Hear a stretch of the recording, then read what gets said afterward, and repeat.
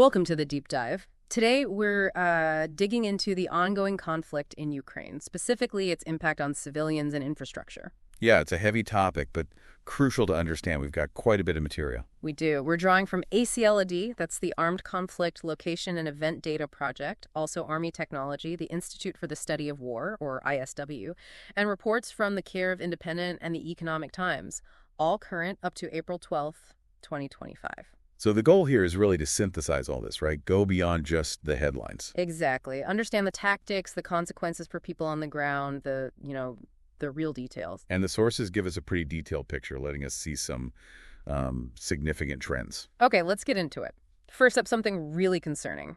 The escalation in civilian targeting.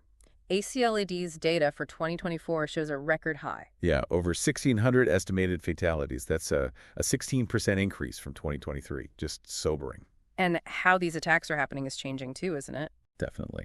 ACLED points to a massive jump, more than 3 times the number of air and drone strikes in 2024 compared to before. Wow. And often, these weren't just standalone strikes. Over a quarter were combined with shelling. So a real shift towards aerial tactics. And geographically, where are these attacks concentrating? Well, ACLED highlights a few hotspots for 2024. Kherson, especially the right bank of the Dnipro, saw drones become like the main weapon. Which suggests? It suggests deliberate targeting, Drones give you that real-time video feed. It makes precise strikes easier, unfortunately. Right. And Nikopol? Nikopol district saw drone strikes quadruple. And the fatality rate there was high. Roughly 1 in 5 drone strikes resulted in civilian deaths. That's incredibly high. It really underlines the danger of these drone attacks in populated areas. It does. That constant surveillance capability. It's a double-edged sword in modern conflict. Precision, but also high risk for civilians if they're targeted or just nearby. And the suffering wasn't limited there. Kharkiv, you mentioned. Yeah. Kharkiv became the deadliest region after Donetsk in 2024, mainly because of increased use of glide bombs. Glide bombs. Remind us quickly. Right. They're essentially unguided bombs fitted with wings. They glide after being dropped, extending their range, makes them harder to shoot down. Got it. And Sumy, too. Sumy entered the top 4 regions for civilian attacks, which was a shift from earlier in the conflict. And ACLED mentions specific awful incidents. Yes, like the Russian cruise missile hitting Kiev's main children's hospital, Okhmudit, in July 2024. Horrific echoes of the Mariupol maternity ward bombing earlier in the war. These aren't isolated events, then. It feels like a pattern. ACLED argues it is. They point to the increased glide bomb use against Zaporizhia City later in 2024, more casualties there, and these double-tap attacks on medical facilities. Explain double-tap again. It's when a location is hit and then hit again shortly after first responders arrive. It's prohibited under international humanitarian law, clearly. And ACLED documented these. Yes, and also drone targeting of ambulances, specifically in Kherson, over 10 incidents recorded in 2024. It really suggests a disregard for protecting medical personnel. The toll on health workers. It's staggering. Over 250 killed since the full-scale invasion began in February 2022, and more than a quarter of those deaths were just in 2024. So the conclusion from ACLED is pretty clear. Yeah, they see a persistent pattern over 3 years now of both indiscriminate shelling and airstrikes, and worryingly, signs of deliberate targeting of populated areas and essential civilian infrastructure. Which brings us neatly to that infrastructure damage itself. Exactly. ACLD tracked over 5,500 specific events damaging civilian infrastructure. Just to put that in perspective. That's out of over 140,000 total conflict events they recorded. So a significant portion is directly hitting infrastructure. And what kind of infrastructure are we talking about? It's broad. Over 4,200 events damaged homes, residential properties, over 650 schools hit, over 350 healthcare facilities, and nearly 1,000 energy infrastructure sites. Homes being the most frequent, then? Overwhelmingly. More than 75% of the detailed infrastructure damage events involved residential buildings.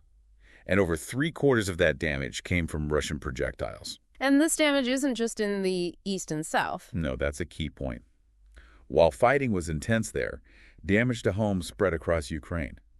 ACLD found incidents in 23 regions in 2023 and 24 regions in 2024. That's up from 17 in 2022.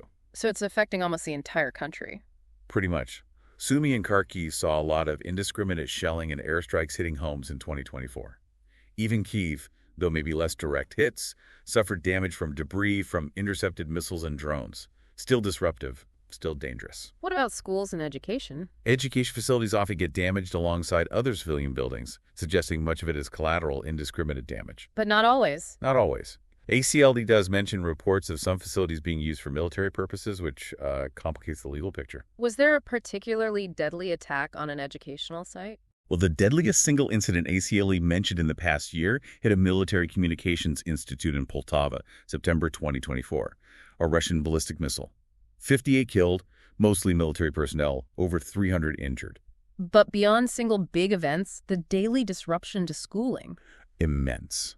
Forcing remote learning, using underground shelters for classes, and ACLED notes the risks for parents in occupied areas trying to access Ukrainian online education for their kids. In healthcare facilities, similar picture. Over 100 incidents of aerial attacks or shelling hitting healthcare facilities in 2024, again, seems mostly collateral. But the targeting of personnel. That's where the concern about deliberate action comes in, with those double-tap strikes and the drone hunting of ambulances we mentioned. And this use of glide bombs again. ACLE suggests a potential strategic reason. Yes, their analysis suggests that using these less accurate but highly destructive glide bombs on cities in frontline regions might be an attempt to coerce Ukraine.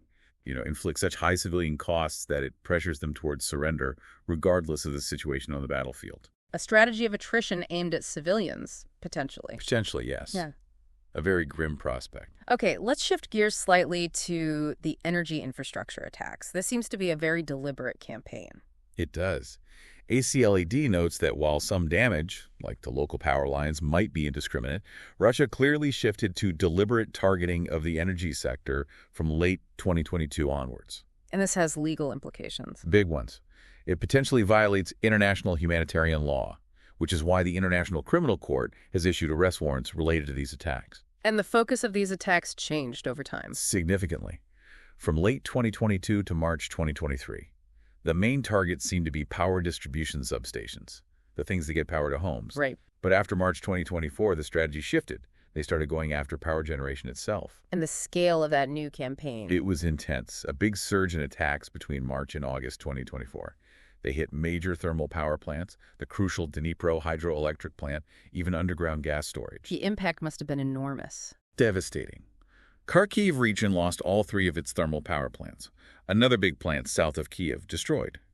ACLD estimates that by September 2024, Ukraine had lost 80% of its thermal power generation capacity. 80%. 80%. And about half of its total generation capacity overall. Just a massive, massive blow. What was Russia's stated reason for this? They claimed it was to disrupt Ukraine's defense production and also retaliation for Ukrainian strikes on Russian oil infrastructure and military targets. But the impact on ordinary people. Widespread blackouts. Rolling blackouts across the whole country. Yeah. Heating supplies disrupted in winter. Emergency blackouts affecting over 1 million people at times. Planned blackouts hitting over 3/4 of businesses. So daily life severely disrupted. Absolutely. Kyiv, for example, faced almost 100 days with unreliable electricity in 2024. Think about hospitals, transport, just basic living. Plus, the constant air raid alerts alongside these attacks just add to the stress and disruption. Okay, now, drones. Their role seems to be growing exponentially. Hugely. Army Technology has this estimate. They reckon drones are now causing maybe 70 to 80% of daily combat losses. 70 to 80%, that's unbelievable. It really changes the nature of the fighting. Could be over 1,000 casualties a day, combined, from drone activity alone. And we see them used away from the front lines too, right? Like that recent attack on Kyiv. Exactly. The Economic Times reported that attack on April 12, 2025. Russian drones, 3 people injured, fires. And Ukraine intercepted many. They claimed 56 shot down at 88 launched, but interestingly, they said 24 were lost due to electronic warfare. Ah, so jamming or spoofing them. Precisely, which shows how important electronic warfare, or EW, has become. The Kyiv Independent gave more details on that attack. Shahed drones, the kamikaze type, plus decoys, launched from Russia. And those lost drones highlight the EW battle. They really do. And even with the intercepts at EW, there were still injuries in Kharkiv and Kyiv, damage in Dnipropetrovsk. The threat remains very real. But Ukraine is developing its own drone capabilities too. Oh, absolutely. ISW highlights Ukraine's long-range strike drones. They apparently have a range over 1,700 kilometers now. That's impressive. And one reportedly hit a Russian Tu-22M3 strategic bomber. That's a major capability demonstration. They're also working on tactical fiber optic drones for shorter ranges, planning to scale up production. And these Ukrainian drones are having an effect. According to ISW, yes. Strikes on Russian ammo dumps have apparently forced Russia to reduce artillery fire intensity, and their frontline drones are credited with blunting Russian ground attacks. So drones are critical for both sides now. Okay, let's zoom out a bit to the overall military picture and foreign involvement. What's the ISW saying as of early April 2025? Well, on the Sumy-Kursk border, Russian forces made some small advances. But ISW thinks a major push on Sumy City itself is unlikely right now, unless they get significant reinforcements. What might be the aim there, then? Potentially creating a buffer zone along the border seems like the most likely goal currently. And this mention of North Korean troops? Yeah, ISW notes their continued presence in Russia's Kursk Oblast, near the border. No confirmation they're fighting in Ukraine, but Ukraine's General Syrskyi reported seeing them involved in training and possibly reinforcing Russian units there. Any changes in their apparent role or capability? Syrskyi reported observing improvements in their training and gear, suggesting maybe closer integration or alignment with Russian standards. It's still mainly a supporting role near the border, as far as we know, but it shows that international dimension. And the overall number of Russian forces involved? Syrskyi gave a figure of 623,000 Russian military personnel engaged against Ukraine, a huge number. There were also reports about Chinese nationals? Right. ISW addressed that. China denied sending personnel, but Ukraine confirmed capturing several Chinese individuals described as fighters near the front lines. So the picture of foreign involvement is murky. It's complex. Official state denial versus individuals on the ground. It raises questions. Okay, what about recent battlefield movements, according to ISW? It's very dynamic. Ukrainian forces reportedly advanced near Toretsk and Pokrovsk around April 9th. But Russian forces advanced too. Yes, ISW reported Russian gains near Kupiansk, Lyman, Toretsk, Pokrovsk, and also in the western Zaporizhia Oblast. Back and forth, very fluid. Any specific successful strikes reported? Ukraine reported hitting a Russian mechanized bridge near Lyman that would impact logistics and also command post in occupied Kherson. And Russia's claims? Russia claimed downing a large number, 158, Ukrainian drones overnight, April 8th, 9th, and also hitting Ukrainian energy sites again. Ukraine reported 55 Russian drones launched around the same time, so intense aerial activity continues. Coming back to the infrastructure and human cost, the recovery challenge must be immense. Absolutely enormous. ACLD really emphasizes this point. These attacks aren't just causing immediate suffering. They're making Ukraine more reliant on outside help and making future recovery incredibly difficult. The cost estimates are huge, right? Hundreds of billions of dollars. And climbing every day, the conflict continues. ACLED stresses that sustained international support is just vital, not just financially, but to counter potential fatigue or skepticism about the long-term effort required. So, wrapping this deep dive up, the key takeaways. Well, I think it's clear the conflict's impact on civilians and infrastructure has intensified, particularly with these aerial and drone attacks becoming so central. The data just paints a really grim picture: rising casualties, widespread destruction. And this has huge implications for Ukraine now and for its recovery later. Exactly. Both immediate needs and the incredibly long road to rebuilding. Plus, you have the evolving drone warfare on both sides, the complex foreign involvement. It's just a deeply multifaceted crisis. It really is. And maybe a final thought to leave our listeners with. Yeah, I mean, when you see this reliance on remote warfare, drones, and what seems like deliberate targeting of the infrastructure civilians need to live, it really forces you to think about the future of conflict, doesn't it? How? Well, the lines between combatant and civilian, between military targets and civilian necessities, seem to be getting blurrier, or perhaps are being deliberately blurred.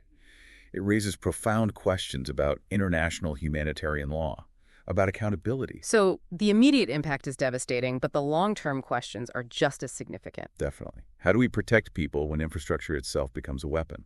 How do we ensure accountability? This deep dive shows the stark reality now, but these ethical and legal debates, they're going to be with us for a long, long time. It's something we all need to grapple with, I think.